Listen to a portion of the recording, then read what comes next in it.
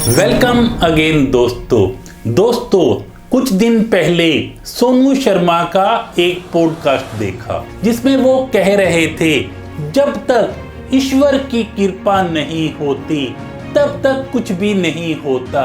चाहे जितनी मर्जी उछल कूद कर लो, चाहे जितनी मर्जी तुम में कैपेबिलिटीज हो, लेकिन जब तक वो ग्रीन सिग्नल नहीं देगा तब तक तुम्हारा कोई भी काम नहीं होगा। दोस्तों, मुझे उनकी ये बात बिल्कुल सटीक लगी और पिछले काफी समय से मैं ऐसी ही एक स्टोरी की तलाश में था। किशन एक बहुत ही दयालु व्यक्ति था, बहुत ही ईमानदार था। किशन के पिताजी एक दिन किशन को ये कहते हैं गेहूं के बीज तुम ले जाओ और आज जाकर जमीन में इसे बो दो।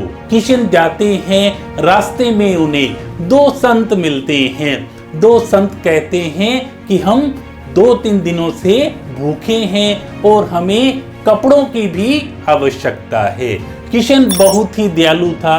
किशन को लगा कि अगर मैं घर पे वापस गया, पिताजी से पैसे मांगे तो पिताजी नाराज होंगे और मुझे पैसे भी नहीं देंगे।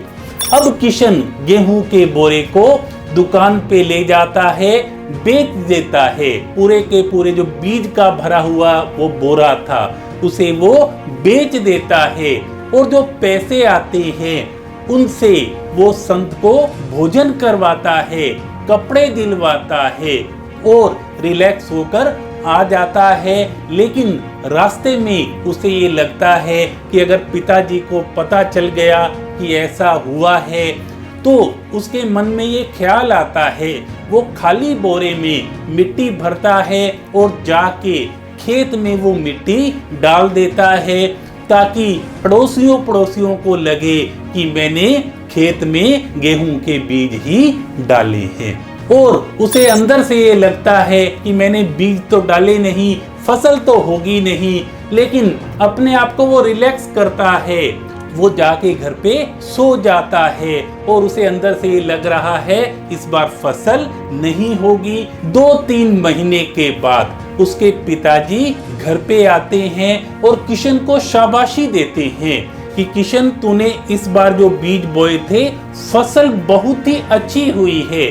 बड़े ही सिस्टमाइज तरीके से जो फसल है वो दिखाई दे रही है।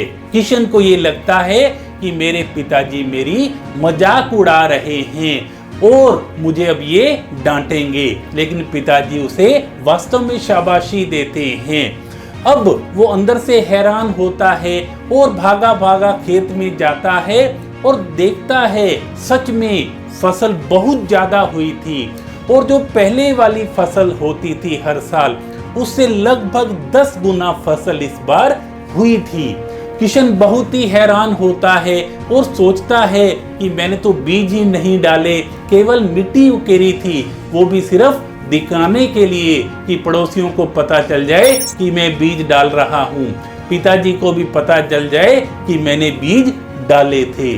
फिर उसे अचानक माइंड में ये विचार आता है कि जब मैं बीज डाल रहा था तब मैं भगवान को याद कर रहा था और जो मैंने बीज खर्च किए थे वो तो मैंने संतों पे खर्च किए थे। तो उसे ये सच में एहसास होता है कि जब हम किसी के लिए अच्छा करते हैं तो भगवान हमारे साथ कई गुना अच्छा करता है और वो फसल बेचता है और पहले से जो फसल होती है वो 10 गुना फसल होती है और अंदर ही अंदर उसको ये लगता है कि बिना बीजों के मिट्टी से भी इतनी बड़ी फसल हो गई और वो मन ही मन ईश्वर का धन्यवाद करता है और नतमस्तक उसके आगे हो जाता है।